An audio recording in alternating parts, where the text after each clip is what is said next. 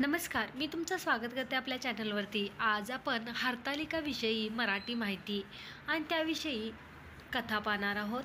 चला तर आपण व्हिडिओला सुरुवात करूया। कुमारिका आणि महिला हे व्रत करतात। हरतालिका कथा ही भविष्य पुराणातील हरगौरी संवादात आली आहे।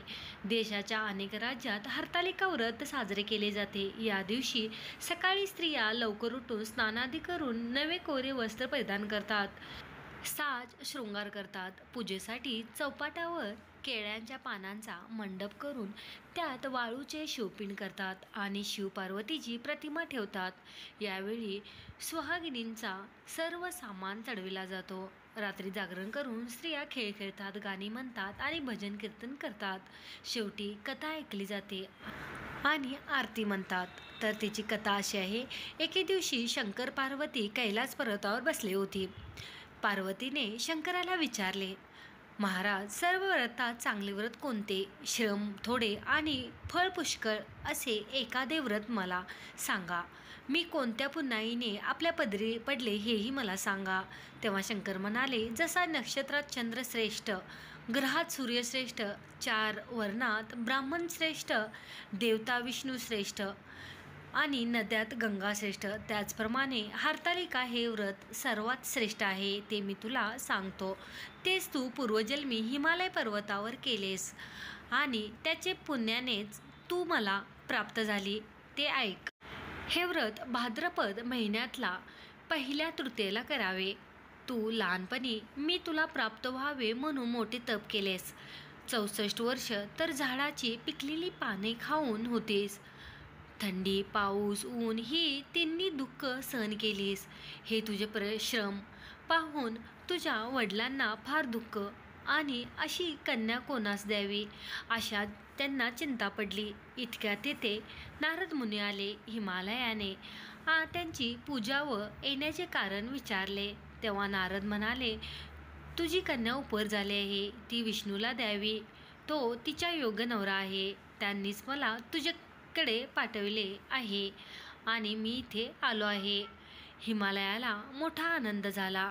त्याने ही गोष्ट कबूल केली। नंतर नारद तेथून निघून विष्णूंच्याकडे आले, त्यांना ही हकीकत कळवली व आपण निघून दुसरीकडे गेले। नारद गेल्यावर तुझ्या वडिलांनी ती गोष्ट तुला सांगितली, ती गोष्ट तुला रुचली नाही, तू रागवलीस। असं पाहून तुझ्या सखीने रागवण्याचे कारण विचारले। तेव्हा तू सांगितलेस, महादेवा वाचून मला दुसरा पती करणे नाही असा माझा निश्चय आहे। असे असून माझ्या वडिलांनी मला विष्णूला द्यायचे कबूल कसे केले? त्यांना काय उपाय करावा? मग तुझ्या सखीने एका घोर अरण्यात नेले आणि तिथे गेल्यावर एक नदी दृष्टीस पडली। जवळच एक गुहा आढळली। त्या गुहेत जाऊन तू उपवास केलास, तिथे माझी लिंग पार्वतीसह स्थापिलीस, त्याची पूजा केलीस। तो दिवस भाद्रपद शुद्ध तृतीयेचा होता। रात्री जागरण केलेस, त्या पुण्याईने इथले माझे आसन हल्ले। नंतर मी तिथे आलो, तुला दर्शन दिले आणि वर मागण्यास सांगितले। तू म्हणालीस, तुम्ही माझे पती व्हावे, याशिवाय दुसरी इच्छा नाही। नंतर ती गोष्ट मी मान्य केली व गुप्त झालो। दुसऱ्या दिवशी ती व्रतपूजा तू विसर्जन केलीस, मैत्रिणीसह त्याचे पारणे केलेस। इतक्यात तुझे वडील तेथे आले। त्याने तुला इकडे पळून येण्याचे कारण विचारले। मग तू सर्व झालेली हकीकत त्यांना सांगितलीस। पुढे त्यांनी तुला मलाच देण्याचे वचन दिले, तुला घरी घेऊन गेले। मग काही दिवसात चांगला मुहूर्त पाहून मला अर्पण केले। अशी या व्रताची तुझी इच्छा पूर्ण झाली। याला हरतालिका व्रत असे म्हणतात। याची विधी अशी आहे, ज्या ठिकाणी हे व्रत करायचे असेल त्या ठिकाणी तोरण बांधावे, केळीचे खांब लावून ते स्थळ सुशोभित करावे, पुढे रांगोळी काढून पार्वतीसह महादेवाचे लिंग स्थापन करावे, षडोपचारे पूजा करावी, मनोभावे त्यांची प्रार्थना करावी, नंतर ती कहाणी करावी, वाचावी व रात्री जागरण करावे। या व्रताने प्राणी पापापासून मुक्त होतो। 7 जन्माचे पातक नाहीसे होते, राज्य मिळते, सौभाग्य स्त्रियांची वाढते। ज्या दिवशी बायकोनी जर काही खाल्लं तर त्या जन्मवंद्या व विधवा होतात असे सांगितले जाते।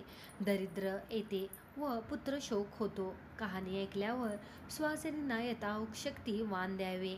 दुसरे दिवशी उत्तरपूजा करावी आणि व्रताचा विसर्जन करावे. ही साठा उत्तराची कहाणी. 5 उत्तरी.